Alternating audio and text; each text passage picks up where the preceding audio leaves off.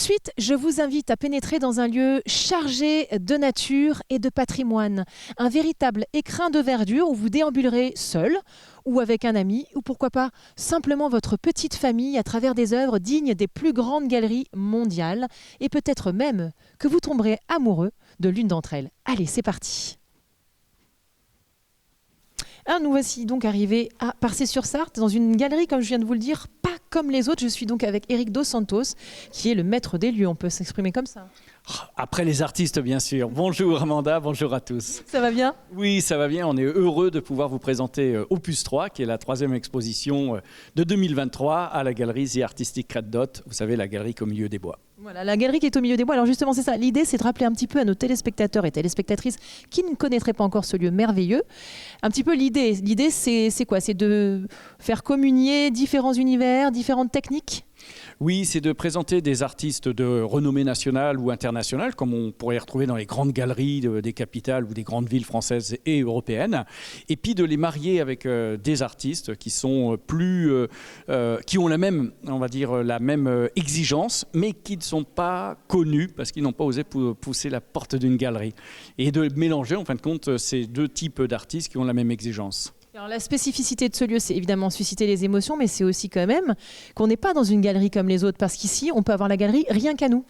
C'est le principe, on est au milieu des bois et on aime dire que le principe de la galerie, c'est de venir en rendez-vous privé. Donc vous appelez, vous envoyez un mail, un SMS, et puis on vous offre 2 heures de galerie rien que pour vous. Et donc ça permet de mieux communier avec les œuvres, avec les artistes, puisque vous êtes tout seul entouré d'émotions.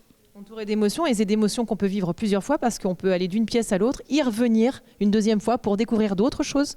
Oui, c'est intéressant. On a un grand espace et on commence à faire le tour des différentes salles, des différents artistes. Et il est toujours important de le faire presque 2 fois parce que la 2e fois, on voit des choses qu'on n'avait pas vues ou on redécouvre des œuvres qui nous ont plus touchés. Et c'est l'avantage de pouvoir être tout seul en face de ces œuvres. Alors ce lieu est vraiment merveilleux, chargé de nature, chargé de patrimoine, hein, clairement. Et alors justement, parlant de nature, là j'ai un sublime mouton, c'est une œuvre magistrale. Oui, c'est un grand format, une grande œuvre qui est sur bois. Et l'artiste David Verger est une personne qui a un contact, un rapport physique avec les supports, puisque le mouton est peint. Ensuite, il va être travaillé au couteau, il va être abîmé et il va être repeint jusqu'à temps que l'œuvre lui convienne complètement. Donc, c'est incroyable, on dirait presque qu'il y a les pores de la peau qui apparaissent du mouton. On a l'impression qu'on peut presque toucher sa laine. On dirait qu'il est en relief. Oui, tout à fait. C'est dû à tous ces attaques qu'il fait sur le support, sur le bois, qui fait que ça mène un relief. Donc, il y a vraiment, c'est pas un combat, mais c'est presque une communion, mais physique. Et c'est quelqu'un qui a vraiment une relation très physique avec l'ensemble de ses œuvres. On a des œuvres papier là-bas où le papier est déchiré, le papier est brûlé, le papier est amoché, et après il repeint dessus. C'est quelqu'un qui a vraiment... Les œuvres sont physiques. C'est organique. C'est organique, voilà. Il est l'œuvre aussi par l'intermédiaire de ce contact physique qui est très fort. En tout cas, chez vous, ça génère quelque chose de pareil. Hein. Ça se manifeste physiquement, mon cher Éric. On va peut-être continuer à faire notre petit tour. En tout cas, c'est très beau. Il y a des moutons partout, des animaux partout. Donc la nature est présente partout. On est vraiment au milieu des bois ici. Hein, oui. Propre comme au figuré. Donc on va continuer. Donc là, c'est pareil. On se retrouve avec des oiseaux.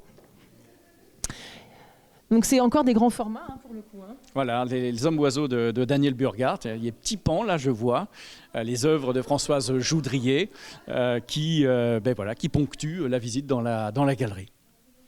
Et puis bon, alors évidemment, ce qui est de fantastique dans ce lieu, je disais tout à l'heure que c'était chargé de nature et de patrimoine, parce qu'on est dans les anciennes écuries, n'est-ce pas, Ce sont des écuries qui ont été construites en 1870 dans un objectif agricole. Donc les chevaux qui étaient ici ont été remplacés au XXe siècle par des tracteurs. Mais ils avaient un rôle productif. Et aujourd'hui, par des œuvres d'art somptueuses. Et là, on arrive dans ma pièce préférée. Parce que cette pièce, elle a quelque chose d'absolument incroyable. Elle est baignée de lumière.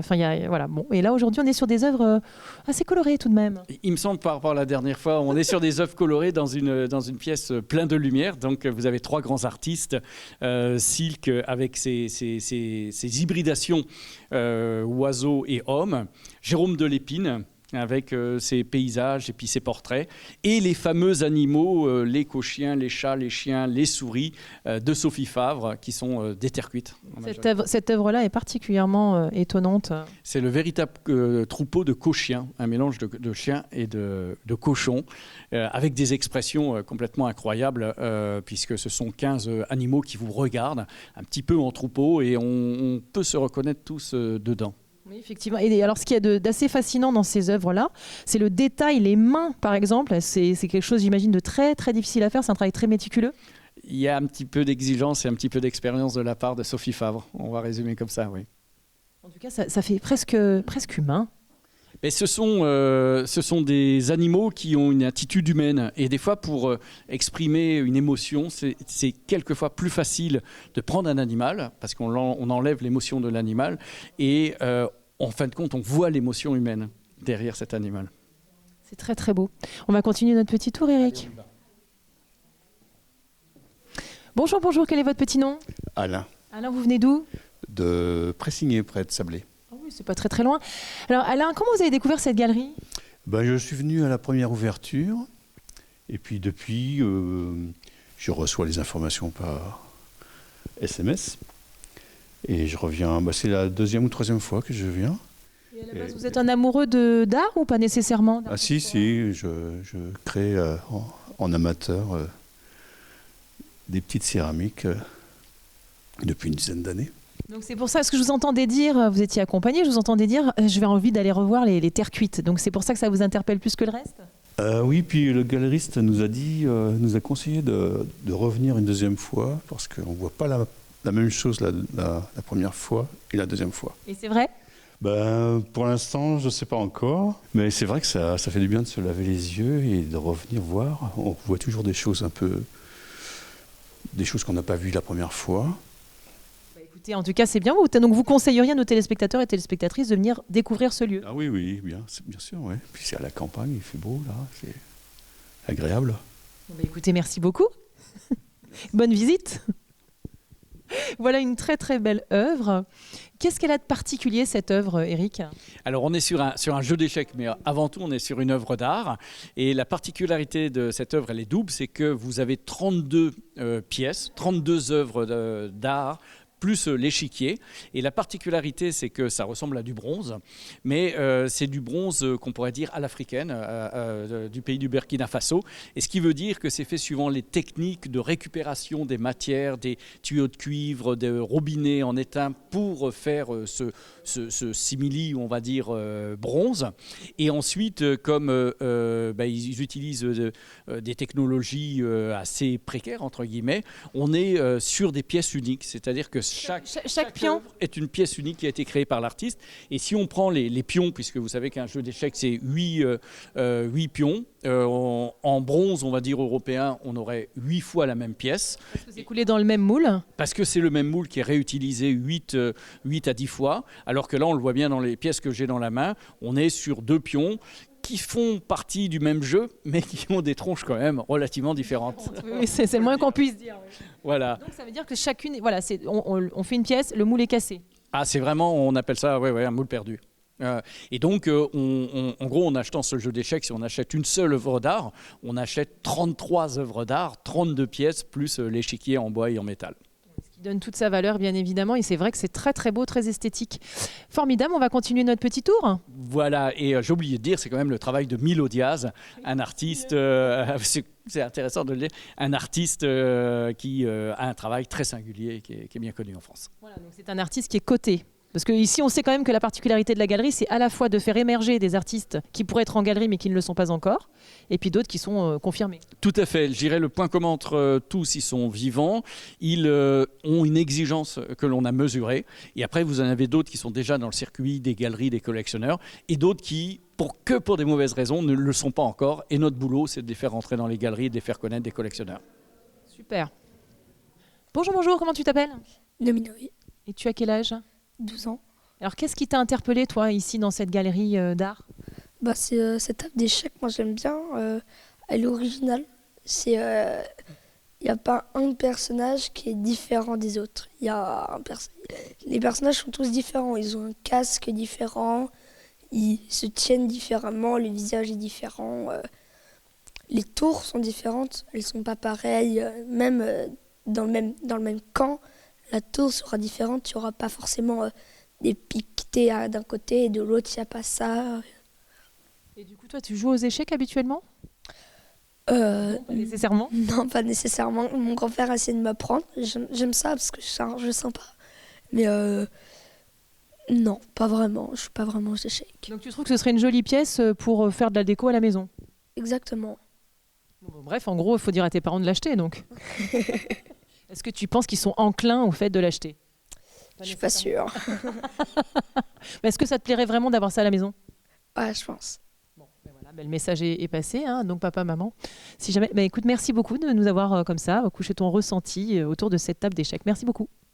Bonjour, bonjour, quel est votre petit nom? Evelyne. Alors Evelyne, est-ce qu'il y a une œuvre qui vous a interpellée tout particulièrement dans cette exposition? Oui, tout à fait. C'est cette œuvre-ci. Donc dès que je l'ai vue, j'ai pensé à la jeune fille à la perle. Ah, Voilà. c'est marrant, ça m'évoque la même chose, dites donc. Mais moi, j'adore la jeune fille à la perle. J'ai vu des détournements de cette œuvre qui sont magnifiques aussi.